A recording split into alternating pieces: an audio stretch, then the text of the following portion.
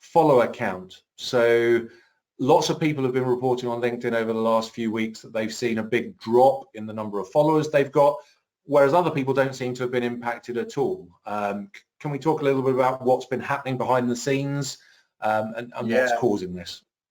Yeah, really interesting. There seems to be a glut of talk about this in the last sort of week, let's say. But I first noticed it about 3 weeks ago because I'd been sort of, steadily watching my follower count rise, not by huge amounts, but then it suddenly took if I recall, about a 200 dip out of about 9,000 followers. And I thought, well, that's interesting. Didn't really worry me. I couldn't think that simultaneously 200 people had decided to unfollow me. I thought, what have I said?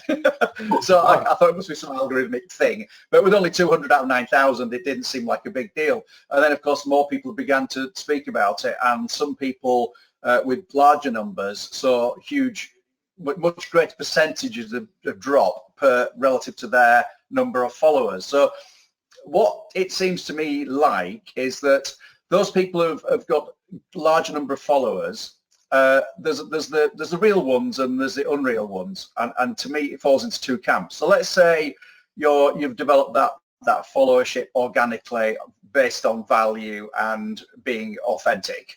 Then of course, if 209,000, call it 20,000 or 90,000, whatever it is, it's going to be a small number. Of course, there are tactics on LinkedIn that allow you to add followers by buying them. There's all sorts of things going there. There's lots of stuff in the background with fake profiles being added to your account, following you for spurious reasons that none of us really understand, other than to get data out of the system.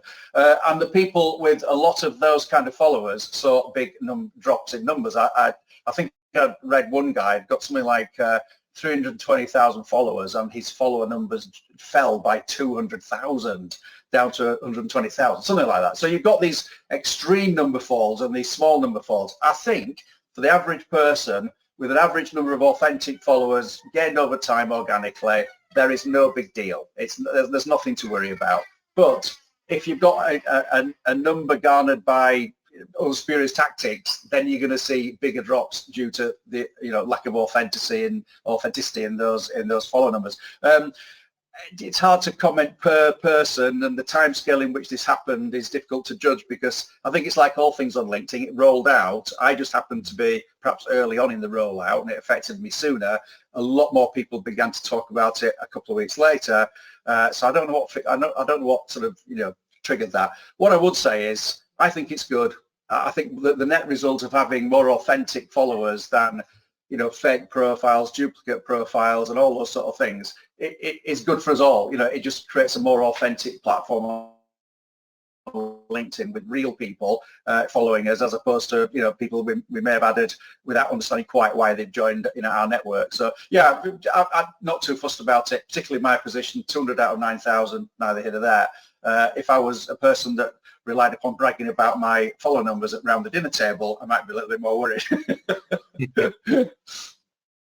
Yeah, I mean, a couple of other things to say on that, I guess. I saw a notification from LinkedIn that there's obviously targeting fake accounts, but also targeting people who haven't been active on LinkedIn. So if someone created an account 5 years ago, connected with you, became a follower, but they haven't been using LinkedIn since, then they get stripped out of your follower account.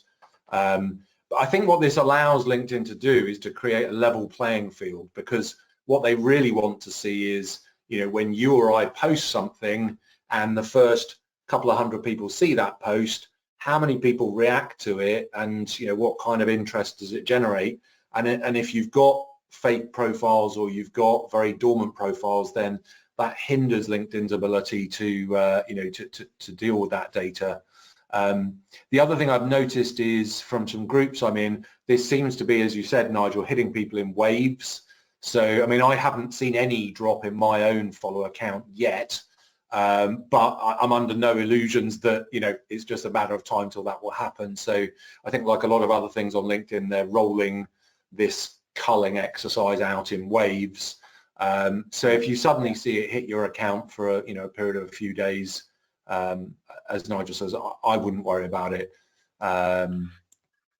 Yeah, they're going to be the inactive profiles anyway, aren't they, Tony, on the whole? So, you know, it's the excess that you wouldn't have ever worried about having a relationship with of any kind anyway. So I only see it as a good thing to clean up LinkedIn, to get rid of those duplicate, fakes, dormant profiles. Just kind of makes sense to me. And, you know, I've not examined the total LinkedIn membership numbers, but one assumes that's fallen from its, I think the last number I read was 938 million, whatever.